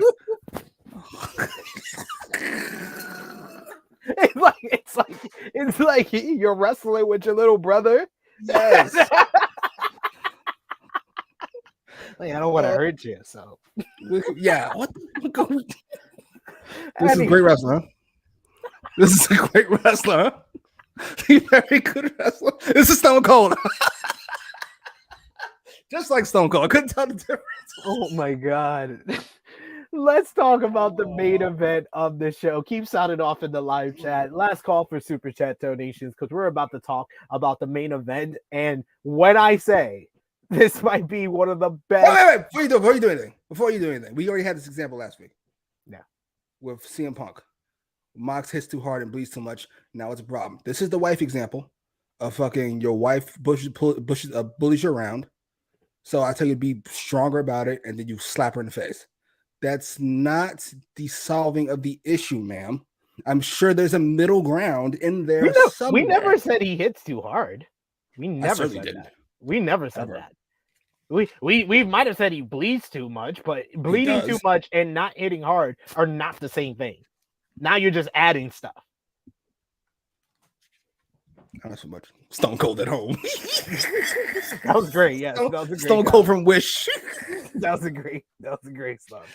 Oh my fucking head. No, that's not bad camera work. I think the camera was getting it off. Like, all right, they doing their best work here. Let's take a look at the crowd. That's what that was. Even Kaden admitting, God, that one was awful. Okay, it takes something. Only the worst stomp of all time can bring a decent take, apparently. Let's talk about. Love you, Moxley. Let's promote the business. Moxley's watching this. Moxley's watching this, and he's just sitting at home. Like, I'm serious. I'm not gonna sit back and take this fucking shit.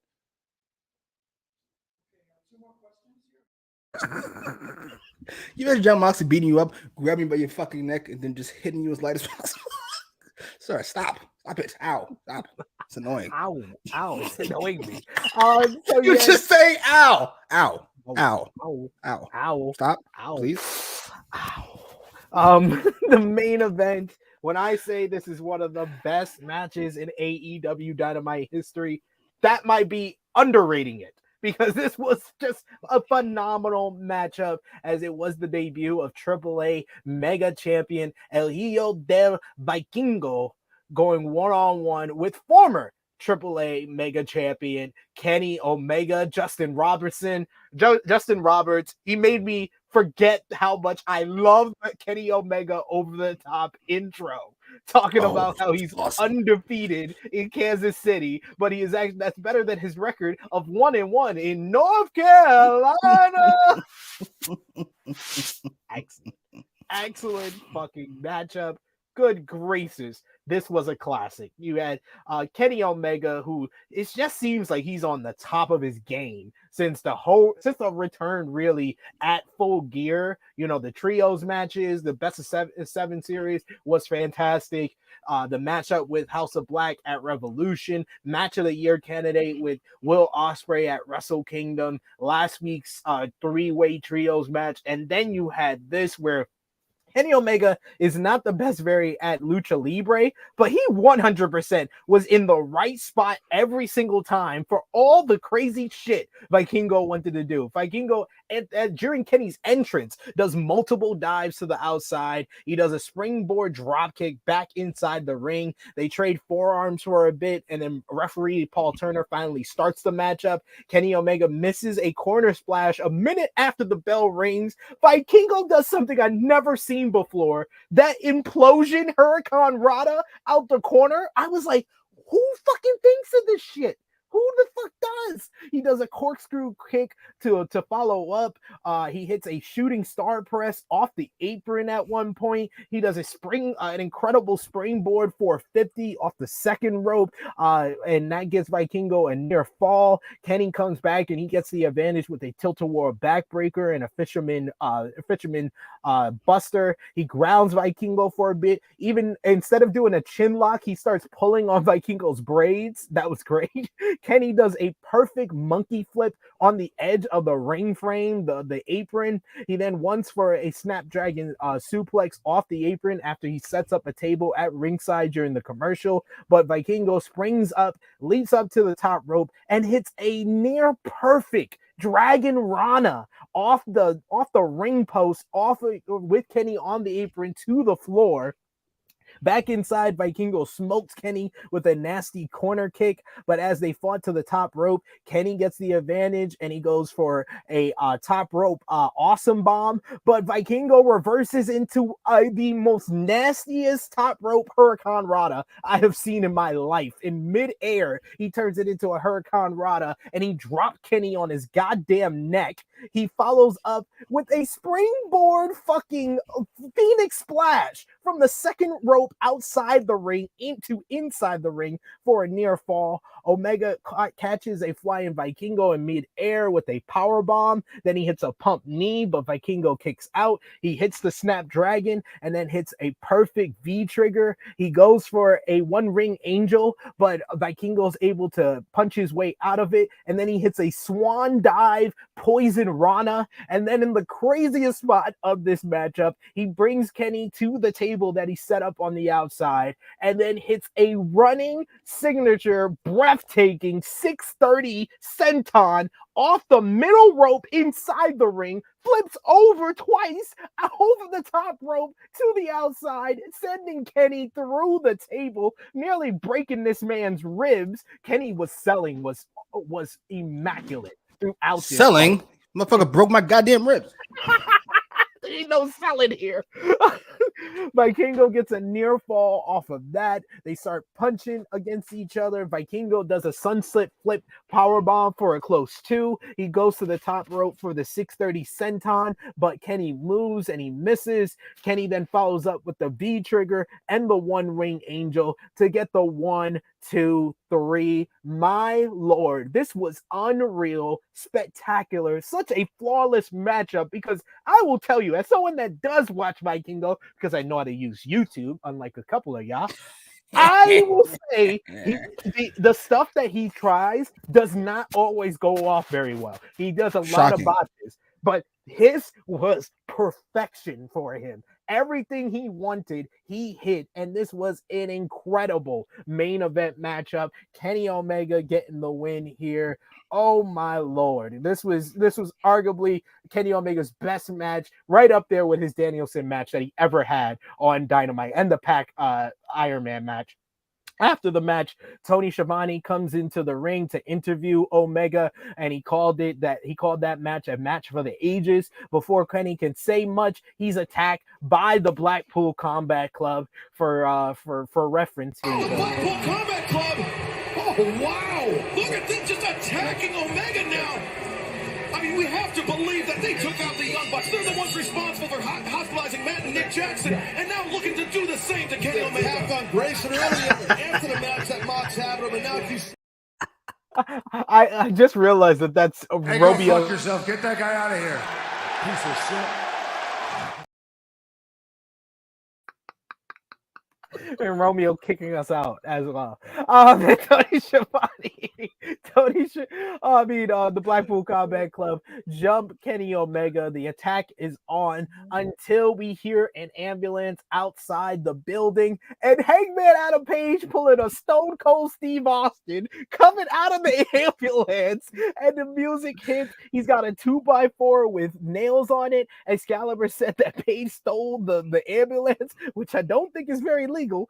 Page storms to the ring, and Moxley, being the captain of the Blackpool Combat Club, basically said, "All right, let's go. Let's be out. Let's be out." he got a 2x4 with nails on it. Let's be out. Hangman stands tall in the ring, looking after the BCC as they're threatening to come back into the ring. All the while, Don Callis is checking on Kenny Omega. Then finally, Callis comes up to Hangman Page, and he's like, "Man, this might secure the whole reunion for the Elite. I gotta do something." So he comes up to Hangman, who threatens him with the 2x4, but then lets him be. And then he pulls at Hangman's arm and does like an NBA flop, like he's LeBron James trying to get a foul call. Then Omega comes to see Callis on the floor, and Callis is pointing at Hangman, saying that Hangman knocked him down. We get a confrontation between Hangman and Kenny as we go off the air, with Omega distrusting of Hangman Adam Page, despite Page coming in to make the save. I thought the ending of this was great, with everyone playing their roles very well. I know there were some people that thought it was kind of silly with the whole Don Callis part, but we have established that Kenny Omega is not going to watch this back. So I think Callis will get away with this shit. He will just distract Kenny with another big matchup to get away with this. But man, I love this Vikingo Omega match. Let's first talk about this matchup. What did you think of it? And what did you think of Vikingo, your first time watching him? I really miss Kenny Omega's entrance. That's my first thought right away. Props to Justin Roberts, and props to whoever wrote that. It was awesome. It was petty. Everything about it was great. 157 more days than Vikingo. I was like, that's hilarious. And North Carolina, always perfect. I loved this match. Loved? Yeah, I go loved. I loved this match. When you told me just now that Vikingo botches a lot, that's not shocking at all. I don't know how he's not dead or how he hasn't killed somebody. It was, some of the shit was shocking. Listen, I'm not in the save pro wrestlers business. Love you all, but you want to risk your necks? Hey, it's your own life, it's your own career. You do what the fuck you feel like doing. I will simply be entertained, and I loved every minute of it. I don't want to get too insider baseball, but have you ever seen those like old ROH shoot interviews where like they'll interview Raven or somebody, and he'll talk about how this is how you do a promo, this is how you do a match. Blah, blah, blah. Raven had a thing where he talked about how you should always put yourself in position naturally for the next spot instead of having the guy drag you there.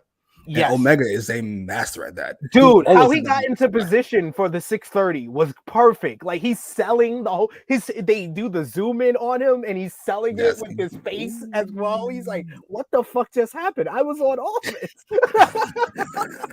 He was so good. Every bit of this was great. I'm trying to think of where I rank it exactly. This is probably one of the 3 best matches I've seen this year, obviously. I don't know. I really loved it. I think it would be my third. It would be third behind Omega and Ospreay and MJF and Danielson. Same. I put it. I only have this is a 5-star match in my opinion. Spoiler alert for my star ratings. This is 5 stars. Okay. I'm not gonna be dragged into it. I'm not gonna do it. I know you. That's just your opinion. You're entitled to it. It's not an egregious opinion. It makes sense. I could see how somebody could reach 5 stars. Yes, I could see that. Yes. I know you probably have it 4.5, 4 3/4. You found a way. You still need to go back and watch Ospreay and Omega. But here's my only thought about that. Here's my thought. Right. If Omega and Ospreay is 5, we'll say it's 5. I'm gonna give it 4 3/4. I give it 6. We'll say it's 5. Jesus fucking Christ! It's one of the greatest matches of all time. There is no such thing as 6.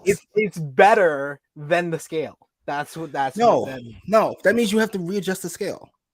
That means you have to then take every match you ever gave 5 stars to and knock it down and then put this one at 5. That's how scales work. I give Austin and Brett at WrestleMania 13. That's 6 stars as well. Then that's 5, and this is 5, and then everything else moves down. No, not everything else moves down. It has to. That's 6. That's above the scale. Okay. If I have Omega and Ospreay, let's say I have Omega Ospreay at 5, which I'm sure I could if I watched it again. And if that's better than the MJF Dragon match and better than this match, then those are not 5. That's just how the math works. That's all. That's all I'm saying. It's a great match. I love this match. All-time great. Star-making performance. In America, before people say, "Oh, he's done this before." Yeah, all right, whatever.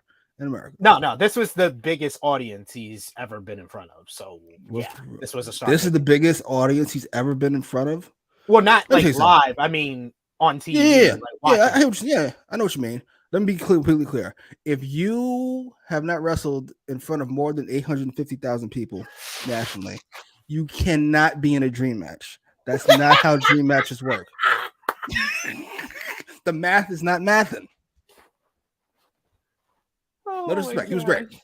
That's all I'm saying. That's all. The math ain't mathing. CM says it was beautiful. We got Big Man Dogs who says, I feel like Kenny lost a year of his career from some of those bumps. the table bump. The table bump most of all. He barely made some of them. It was like, holy shit. And the Hurricane Rana, because he legitimately looked like he landed on his head. He legitimately looked like he landed on his head. Frantic Girl said, I just got done rewatching this match. It's a great dream match. Yes, dream match. Not a dream match. 850,000 people. That's his new peak. Oh my God. There's no such thing. Sorry. Attica says this was my first time watching Vikingo and it left the best impression.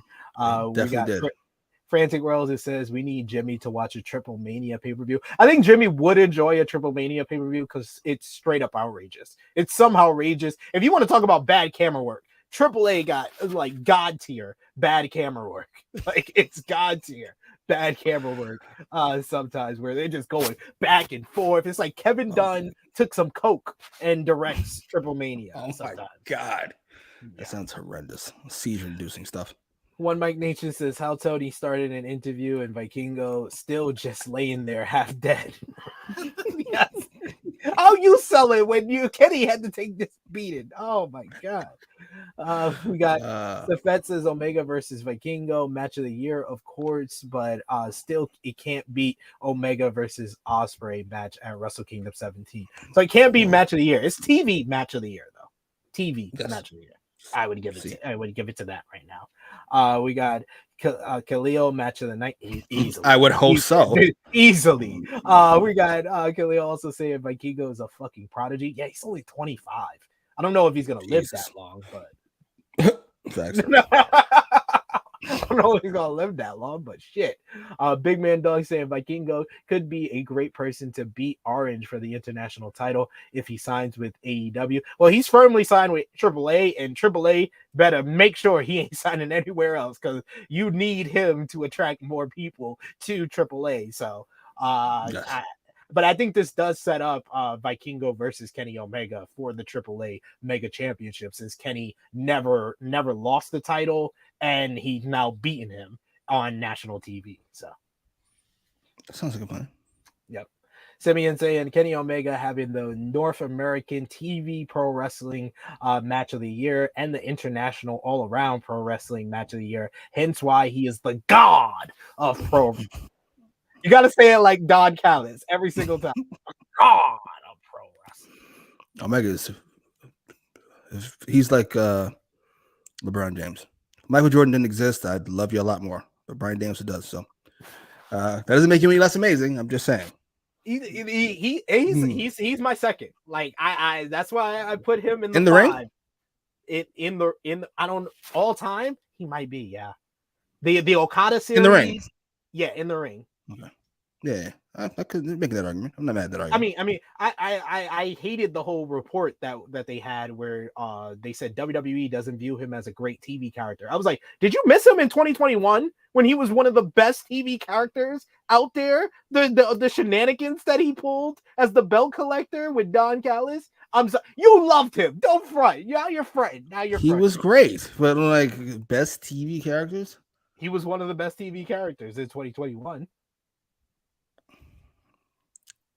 How do I say this nicely?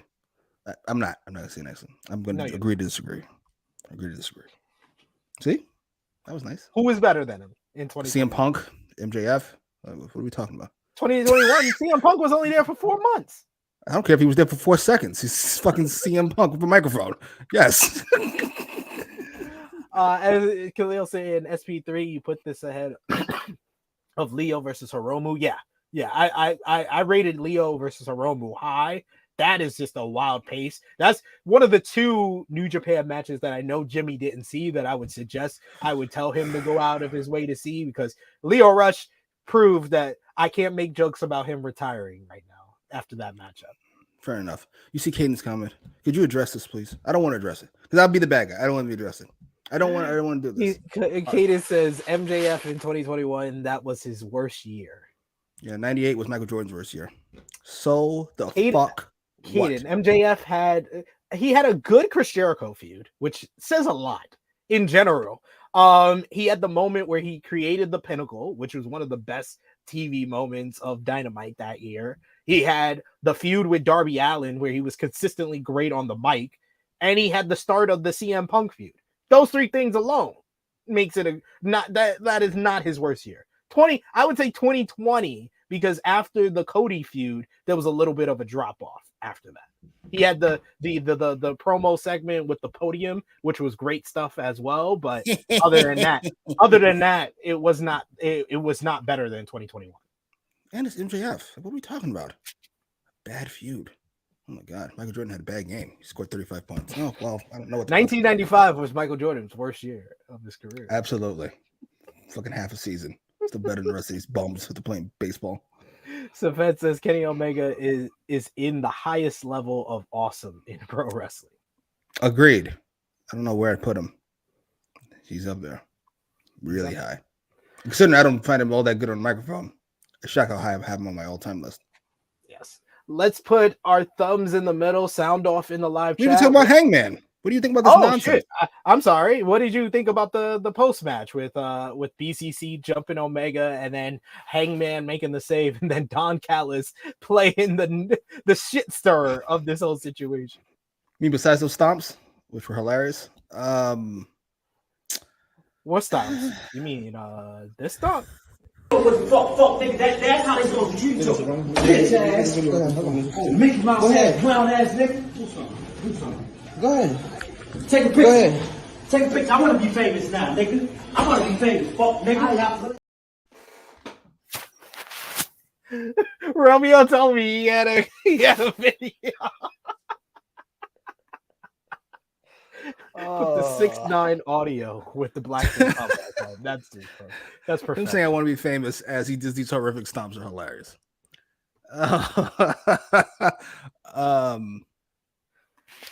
I love it. I love the story they told this episode. It wasn't complicated, but it worked for me. And it got a little complicated at the end. There was an extra added wrinkle with Don Callis pointing at Hangman. I don't know what the excuse would be. I mean, there's no way he hit him with a nailed having 2x4. And he's...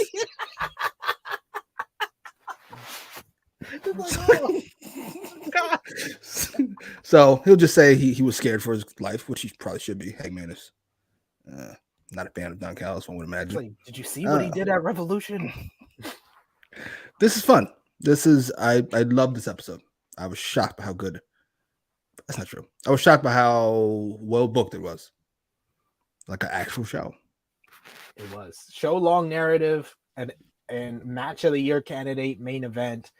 Some great stuff throughout the show. Man, what an episode. This is easy. 3, 2, 1, thumbs up, thumbs down, thumbs in the middle. 3, 2, 1. Yeah, thumbs up. Thumbs up. Yeah, he just came with the thumbs up already. Yes, thumbs up, easy. Sound off in the live chat. What did you give the show out of 10? Match of the night, MVP and LVP. I think match of the night is easy. Kenny Omega versus Hijo Del Vikingo. See. Right? See. Look at you, Logan. MVP for the show, Jimmy. I don't do co-MVPs, but I'm going to have to this episode. I'm going to go Vikingo, Kenny Omega, and Stokely Hathaway. Sorry, Stoke. I got you in there, big Stoke. Go ahead, sir. You know what? That's exactly the same ones I got. That's exactly the same that I got. Those are the three the co-MVPs is Stokely, Omega, and Vikingo. LVP, I gotta go with Skye Blue. Why you didn't come out with your friends when you know your person, you versus the outcast and you know how they roll? Skye Blue gotta be the LVP. What do you got? Well, it's not Tony Khan this week.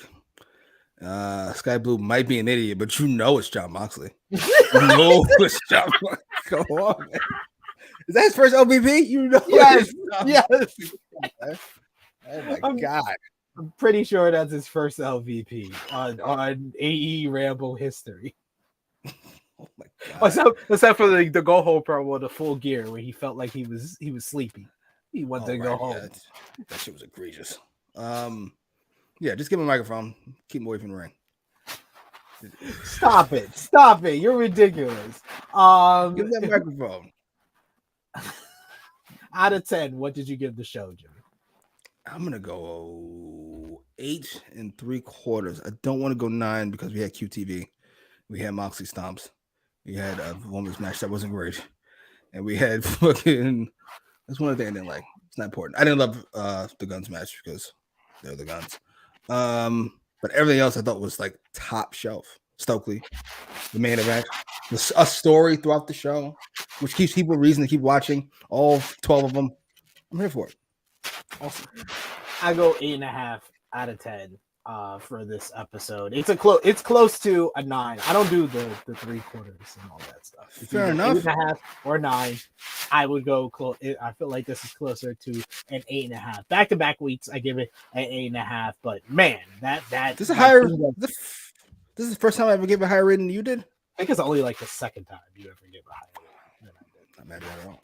Yes. And Sam said, why have a match like Omega Vikingo without any type of storyline or storytelling? People are giving that guy too hard of a time. He was right. What's his name? Raj Giri. Yeah, he was right. No, he wasn't. Right. No, People don't know who the fuck this is. No. It doesn't matter. No, because AEW fans don't care. But he got a pop when he came out, and he got even a lot of reaction by the end of the matchup. He was over in 3 moves. He's great. Doesn't mean this you shouldn't have a story. That's like you saying your wife loves you, but you don't do anything for her. Well, I don't have to do anything for her because she loves you. That's wild. Isn't that? Shouldn't you do things for her? Don't you love her? What's wrong with you? That's stupid. We all saw this. Was a great match, told a great story, and it was great action. But that brings us to a close. What was the story? Wait, great story. I can't just get away with that. Great story in the matchup. Yeah, it had great storytelling in the matchup. What was the story? Vikingo can do whatever the hell he can think up in his head, and Omega is here to take all of it. That's a situation. That's not a story. No. Thank you, Quentin Tarantino. I'm gonna use that quote from now on. That's a situation. That's a Jesus. story. That's the story. But yes, Jimmy, thank you so much for joining me as per usual. Let the people know where they can follow you on social media, sir. At Jimmy Macram on Twitter, on Instagram, on YouTube, where we watch TV shows. And have a good day. Yes, we do. Go over to Jimmy's channel. Is it today or tomorrow? You're dropping it's today. It's up now. Oh, it's up now. So go over there, go to Jimmy Macram YouTube channel. Check out me and Jimmy watching this week's Mandalorian episode over there. You can follow me on the Twitter machine at TrueHillSP3. Follow the gang, Facebook, Twitter, and Instagram at True Hill Heat. Patreon.com/True Hill Heat. $3 a month, more exclusive content. And we got something special going on for the Patreon backers this week. Romeo is going to be doing a 24-hour watch of WrestleMania matches this weekend from Saturday to Sunday. And our Patreon backers have the opportunity to join him on screen for that 24-hour venture. And it'll be over at twitch.tv/True Hill Heat Gaming, as well as for Romeo Anthony Colon YouTube channel. So go over and subscribe to us on Twitch. 8 p.m. Eastern time tonight. We got Blunt Impact with Ness and Chris G watching Impact on Access TV with Bully Ray and Masha Slamovich versus Tommy Dreamer and Mickey James. So still fine as fuck. Jesus. Mickey James is fine. I'm sorry. I think this is a record for you. I think you only had like 1 or 2 disclaimers this whole episode. I'm proud of you. Right? I didn't even earn those. You did. You definitely Black in America. Black in America, I'll take it. For Jimmy Macram, I will be back with you. Well, tomorrow we're dropping my exclusive interview with Impact Wrestling X Division champion Trey Miguel. We talk all about his new attitude over on Impact Wrestling. We talk about him wanting to go to New Japan Pro Wrestling and be in the Best of the Super Juniors tournament. His upcoming matchup with Lince Dorado tomorrow on Sacrifice. Later today, we got our Sacrifice preview with Chris G and the Negro Buck Nick Jackson. So stay tuned for that. That's going to be dropping at, I believe, yes, 7:05 p.m. Eastern time. So stay tuned for that. Hit the bell to stay notified for all the great content here, and you will get notified when we go live with that one premiering later today, 7:05 p.m. Eastern time, our Sacrifice preview. And join us tomorrow for Friday Night Warriors, and I'll be back with you live on Saturday, 11:05 a.m. Eastern time. True Hill Heat 218 with myself, Miss Chrissy Love, and the returning top guy, JJ. So for Jimmy Macram, it is me, your True Hill Phenom, SP3. This has been AEWramble, episode 86, the Jimmy Macram edition of Dynamite. We are signing off until next time.